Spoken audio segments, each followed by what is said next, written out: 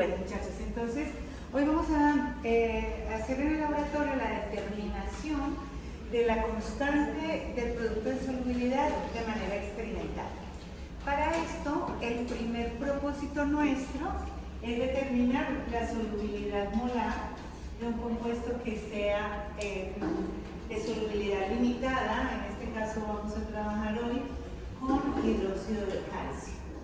El hidróxido de calcio tiene una solubilidad limitada y una vez que tengamos determinada la solubilidad molar, ahora vamos a poder determinar la constante del producto de solubilidad. Como habíamos visto en la teoría, cuando vamos a trabajar en este tema, requerimos tener claras un par de condiciones, un par de conceptos que son importantes repasarlos acá. El primero es el concepto de solución saturada. Entonces, decimos que una solución es saturada cuando tiene la máxima cantidad del soluto disuelto, o sea, lo máximo que sea solvente. A esa temperatura puede disolver en lo que tiene en solución. Una vez que se supera ese punto de saturación, entonces aparece el precipitado. Todo lo que venga adicional será lo que se precipite. Otro concepto importante de recordar en este caso es el concepto de solubilidad. La solubilidad se define como la máxima cantidad de soluto que una cantidad determinada de solvente puede disolver a una temperatura determinada. Entonces, cuando cambia la temperatura, también cambia la solubilidad, porque las moléculas de agua, al tener mayor energía para moverse, logran tener más soluto disuelto a una misma cantidad de moléculas que antes tenían ocupados todos sus sitios.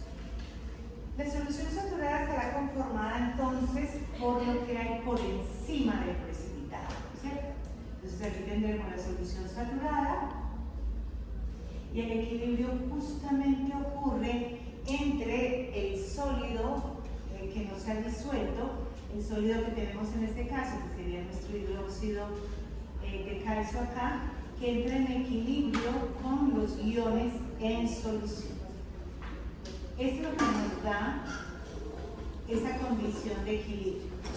De manera genérica, cuando estamos hablando de este tipo de equilibrios, podemos decir entonces que estarán conformados por el catión, que lo vamos a denominar M, el metal, que tendrá el subíndice correspondiente al número de estos que se requieran en relación con el anión, que lo vamos a llamar Y, que tendrá entonces el número, también el subíndice que corresponde.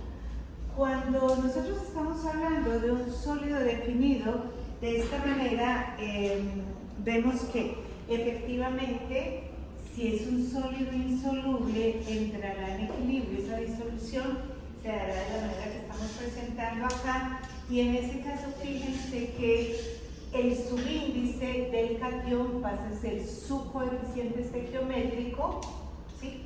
Tendremos el catión en este caso, que tendrá la carga definida por el subíndice que tenga el anión.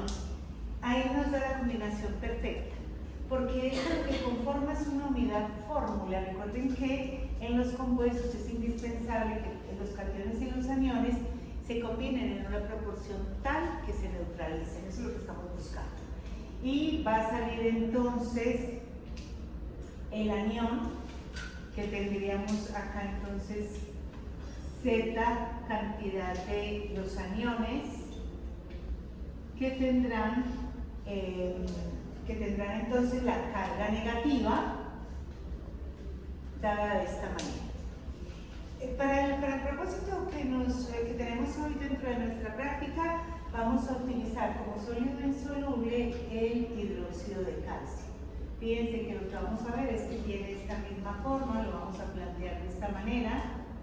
Aquí, como no hay subíndice, esto es 1, entonces vamos a tener el calcio más 2 veces OH menos, pasa este subíndice a ser el coeficiente estequiométrico, y de esa manera queda la ecuación de disociación de ese sólido que estamos entendiendo justamente que es un sólido insoluble porque se está planteando un equilibrio. La diferenciación entre sólidos solubles e insolubles es un poco difusa, pero podemos partir de que si se disuelven 0,02 moles o más por litro, es decir, si tenemos una solubilidad molar de 0,02 moles o más, entonces estamos hablando de que esa sustancia es soluble. ¿Sí? Cuando esa solubilidad es menor de 0,02 moles, entonces lo llamamos insoluble. No hay ningún sólido que sea infinitamente insoluble ni infinitamente soluble.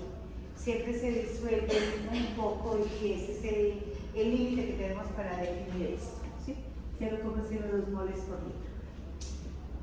Una vez que tenemos ya la ecuación de disociación, lo que podemos ver es que efectivamente, como cualquier condición de equilibrio, puede describirse a partir de la constante de equilibrio, que sería una constante de concentración, pero en este caso se llama constante del producto de solubilidad.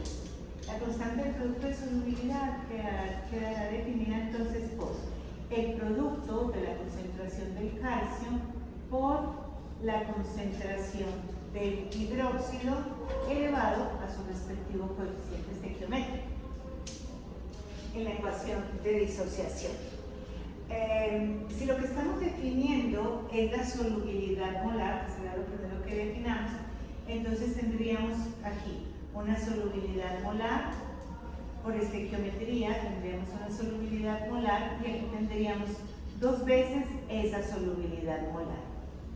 Entonces, si lo fuéramos a definir en estos términos, tendríamos que el KPS es igual a 4 solubilidades molares elevada al cubo, ¿cierto? Esa sería la forma en la que nos quedaría esta expresión, porque tendríamos aquí, si lo reemplazo en este punto, aquí tendría una solubilidad molar y aquí tendría dos solubilidades molares, ¿sí? Elevada al cubo, esto me da 2 elevado al cubo 4 y la solubilidad molar la estaría sumando esos exponentes para dar esta expresión finalmente, ¿cierto? A eso correspondería. Muy bien. Entonces, la forma que tenemos prevista para hoy, para poder calcular esa solubilidad molar, para determinar esa solubilidad molar, es a partir de una sustancia que es muy utilizada como acomplejante en química, que es el etileno diamino tetracíclico, ¿cierto? Entonces aquí vamos en el etileno, tenemos dos grupos amino y tiene 4 grupos acetato, perdón. Este es el ácido, el diamino tetracético, que es un ácido poliprótico, pero por esta naturaleza ácida también tenemos una dificultad importante con su solubilidad y eso hace que se refiera a una sal de él. Entonces vamos a tener una sal del ácido etileno tetracético. Lo que hace fundamentalmente es quelar, secuestrar los metales que hay, ¿sí? Por estos puntos reactivos que tiene 6 puntos donde puede hacer una coordinación con los metales y por tanto los deja dentro de esta estructura. Este tipo de compuestos se llaman quelantes. Lo que hacen es coger los metales y sacarlos de la solución y nos va a servir como apoyo para poder hacer la determinación de las concentraciones de estos iones. Vamos a determinar fundamentalmente la concentración del calcio. Para ese propósito vamos a hacer una retrotitulación. ¿En qué consiste la retrotitulación? Bueno, lo que vamos a tener es, vamos a tener en un recipiente una cantidad determinada de una solución saturada del hidróxido de calcio. Ahora vamos a hacer la solución saturada. Simplemente tomamos una cantidad determinada de calcio, le agregamos agua, disolvemos y verificamos que se forme un precipitado. Cuando se ha formado el precipitado, ya garantizamos que la solución que tenemos acá es una solución saturada. Entonces, de esa solución saturada que vamos a preparar acá, vamos a verter 5 mililitros de la solución. Para poder que esta solución tiene que estar en una sola fase, por tanto no puede tener precipitado. Así que esta solución la vamos a filtrar. Vamos a medir 5 mililitros de esta solución con una pipeta volumétrica para que quede medida con mayor precisión. Le vamos a agregar 12.5 mililitros de la solución de EDTA, en realidad de una sal, el ácido etilenotetracético.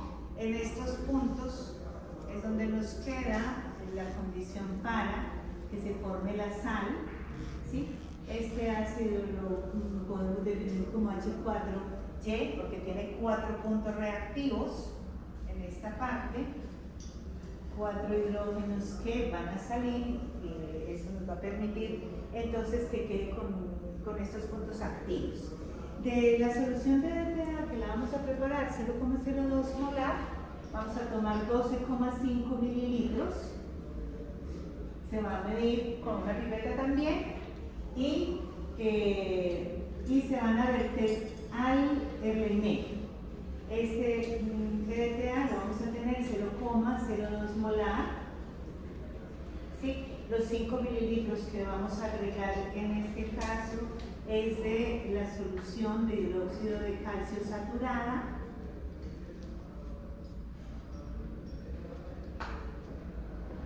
¿Sí? Y adicionalmente vamos a agregar 10 mililitros de agua. El agua se puede medir con una probeta simplemente. Vamos a tener 10 mililitros de agua destilada y desionizada, así que en este momento ya tenemos 27.5 mililitros de la solución en el RME. Nos queda faltando agregar el indicador que nos va a permitir ver el cambio en el momento en el que va a ocurrir. Entonces le vamos a agregar el indicador que vamos a utilizar para este caso es el negro de diocromo, que reacciona supremamente bien con el magnesio, mucho mejor que con el calcio y que con otros iones metálicos. El negro de diocromo funciona supremamente bien con el magnesio, pero tiene un intervalo de viraje entre 9 y 11, por tanto se debe regular el pH de esta solución para poder que el indicador funcione de manera adecuada. Para ese propósito entonces vamos a agregar una solución amortiguadora para mantener estable el pH, una solución amortiguadora equimolar, amoniacal, y de esto le vamos a agregar 3 mililitros. Esto nos va a permitir mantener el pH en la región más favorable para el indicador. Y finalmente vamos a ponerle 2 o 3 gotas del indicador que va a ser negro de diocromo 3. ¿Sí? El indicador que es negro de diocromo.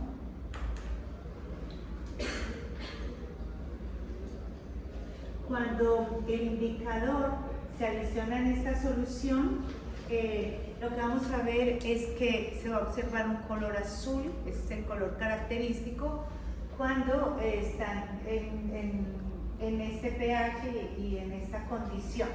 Ahora, la titulación la vamos a hacer adicionando desde la bureta. Vamos a tener la bureta, vamos a empezar a adicionar de manera controlada una solución de una sal de magnesio. En la guía teníamos el nitrato de magnesio, para el día de hoy conseguimos cloruro de magnesio, no teníamos disponible nitrato de magnesio, entonces preparamos una solución de cloruro de magnesio que nos quedara 0,02 molar.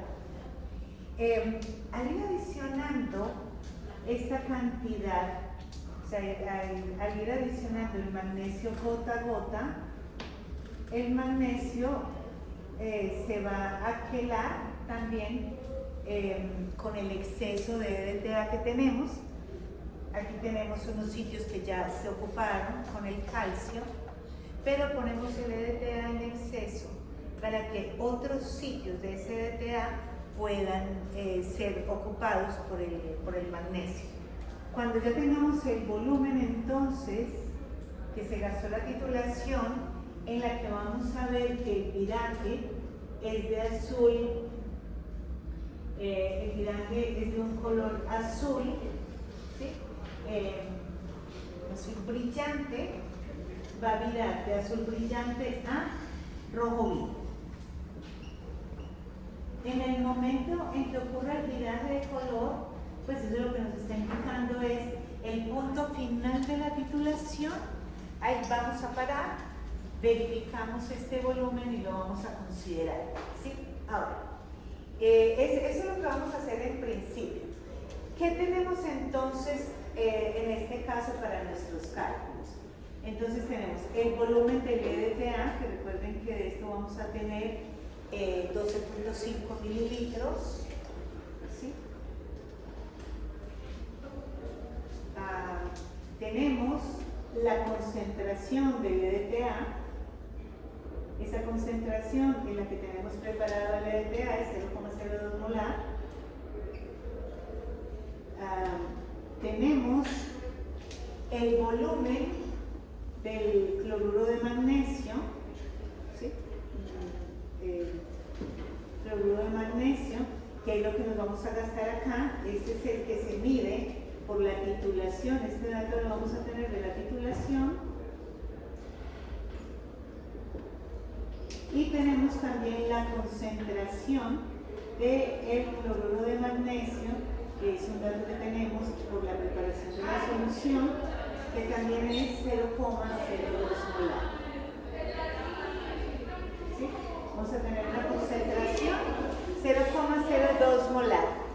Y la relación que va a haber entre el EDTA es que geométricamente con los iones es de 1 a 1. O sea, tienen una relación 1 a 1 geométricamente, y eso nos va a permitir ahora, cuando tengamos estos datos, el dato del volumen que se va a gastar en la titulación. Este es el volumen consumido. Con este dato, ahora, pues consumido en la titulación, con este dato ya vamos a calcular cuánto tenemos de, cuál es el volumen del magnesio.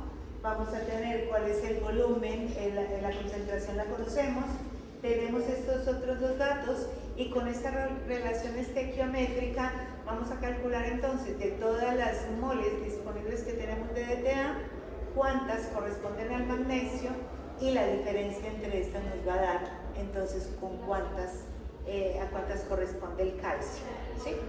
De esta manera vamos a hacer el cálculo que tenemos. ¿Preguntas?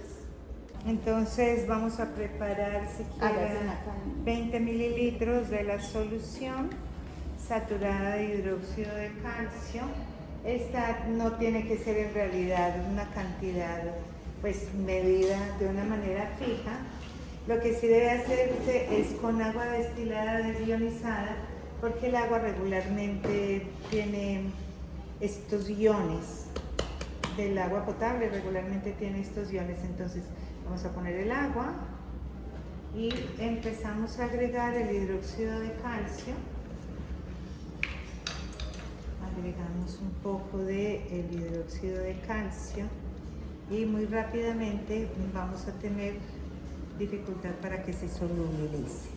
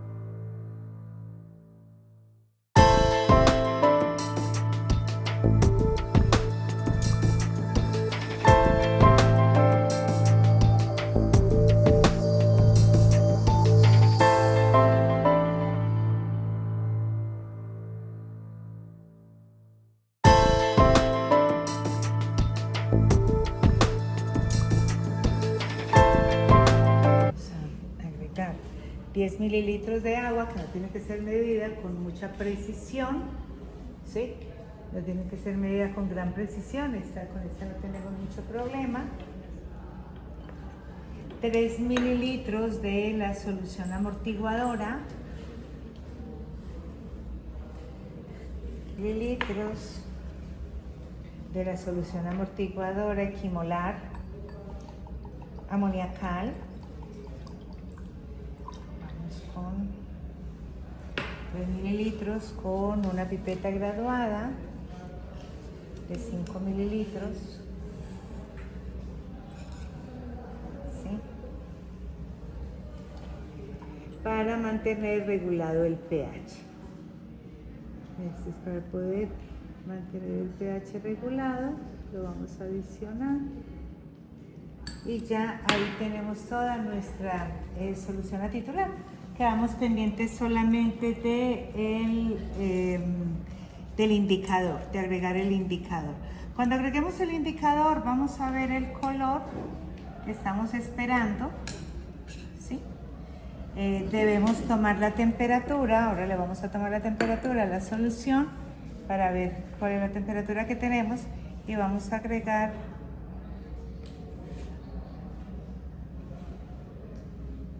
1, 2 y 3 gotas del indicador, ¿sí? Pueden ser 2 o 3 gotas del indicador. Aquí tenemos entonces el color que se observa cuando está en forma libre el indicador, y ahora el cambio va a ocurrir cuando ya todo el ETA quede completamente copado. Ahí vamos a tener entonces la situación. Vamos a purgar la bureta con la solución de cloruro, con la solución de cloruro de magnesio. El indicador funciona mucho mejor con el magnesio, por eso es que utilizamos como agente titulante una solución que nos deje libre ese ion. Colgamos la bureta y la vamos a forar para empezar a hacer la adición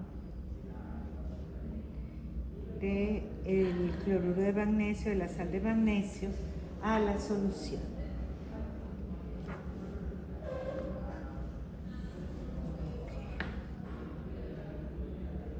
Pausalo un segundito, Paulita.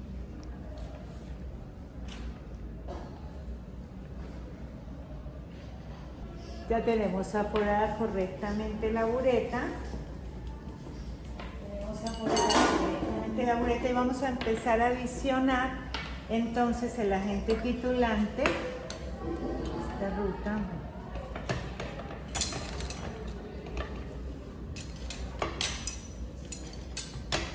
Sobre un fondo blanco para que podamos ver mejor el viraje de color, ¿sí? Vamos a ponerlo sobre un fondo blanco. Como les había dicho previamente, la bureta se manipula con la mano menos dominante que tengamos, en mi caso pues es la izquierda, y vamos a empezar la adición con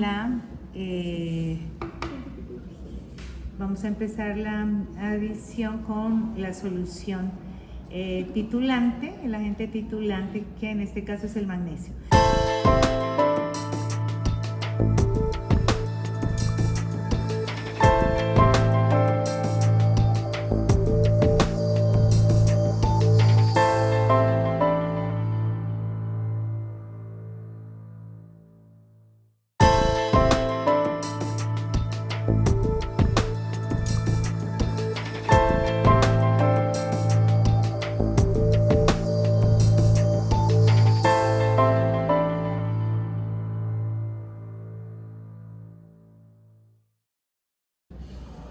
Mira el color.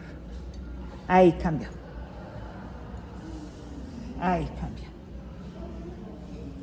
Este es el punto, ¿sí?, en el que se observa el cambio de color, y ya tenemos entonces el volumen que se gastó en la titulación lo que nos gastamos fue 8.2 mililitros y a partir de ahí ya hacemos los cálculos correspondientes.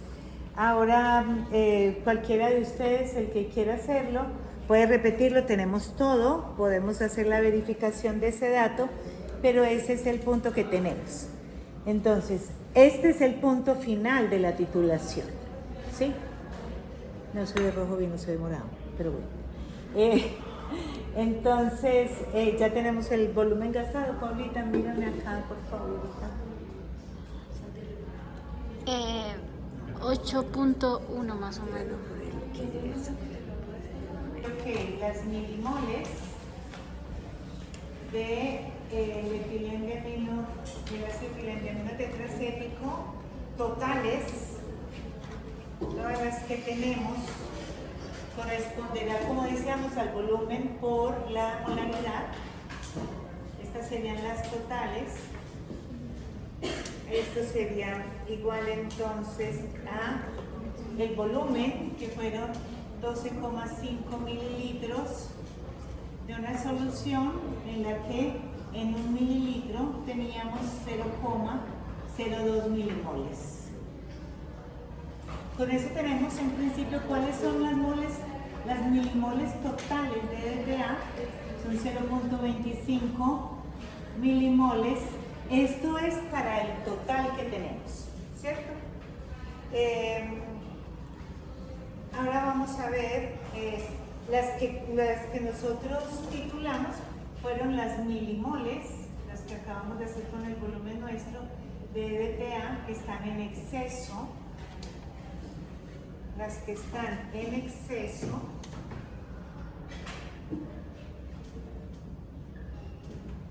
corresponden al volumen que nos consumimos. Esto fue, el exceso fue lo que titulamos con el MGSL2. Entonces teníamos el volumen de la titulación, que fueron 8.1 mililitros, perdón, 8.2 mililitros, de una solución que tiene en 1 mililitro 0,02 milimoles. ¿Cuánto nos da esto?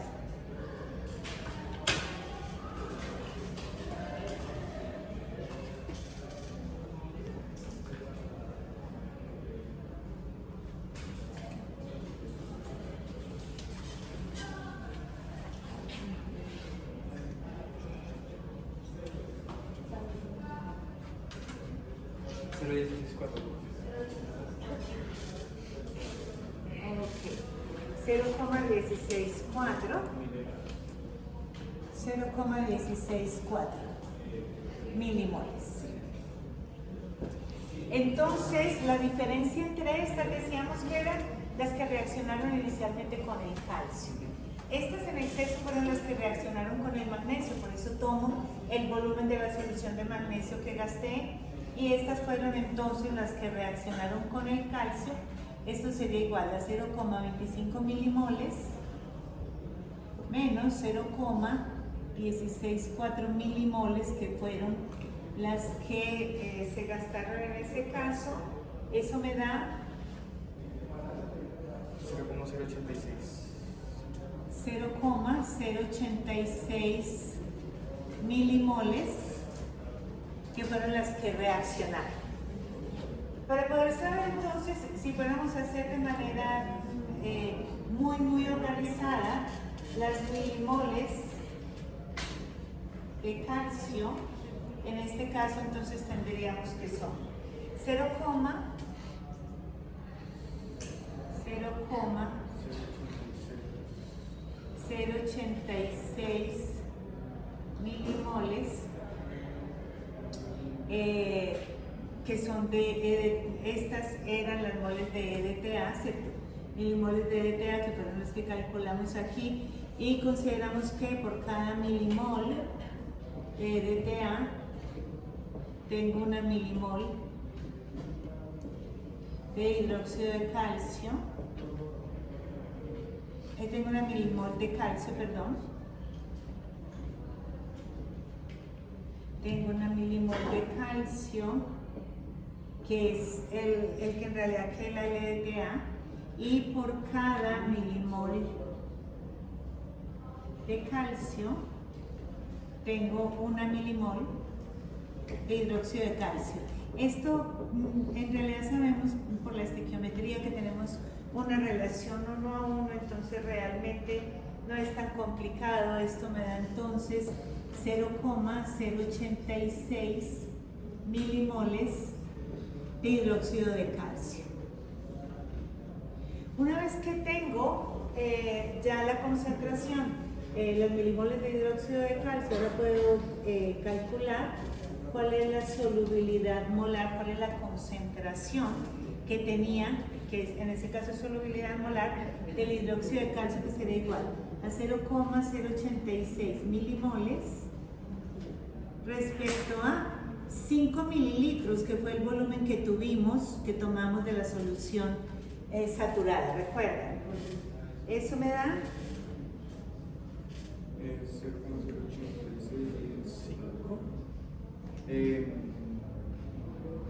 0,0172.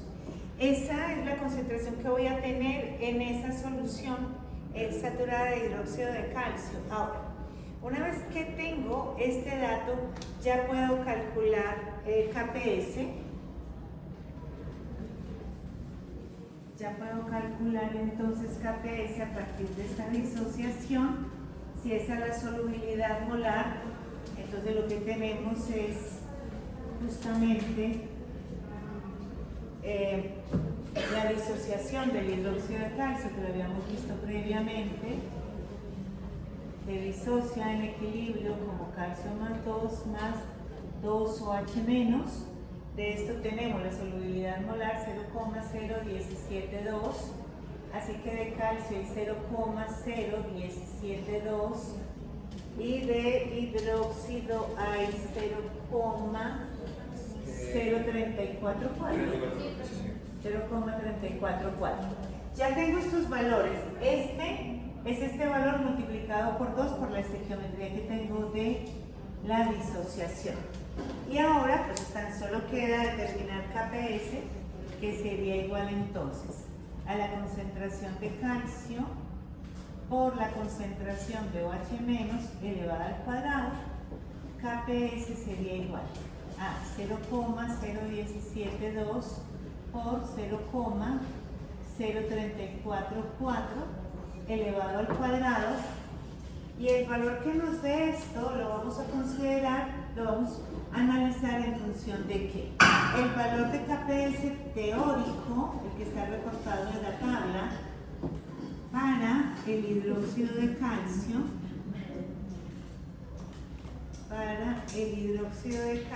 es 7,9 por 10 a la menos 6.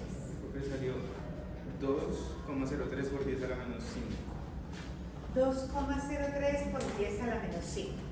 KPS que tenemos experimentalmente es de 2,3.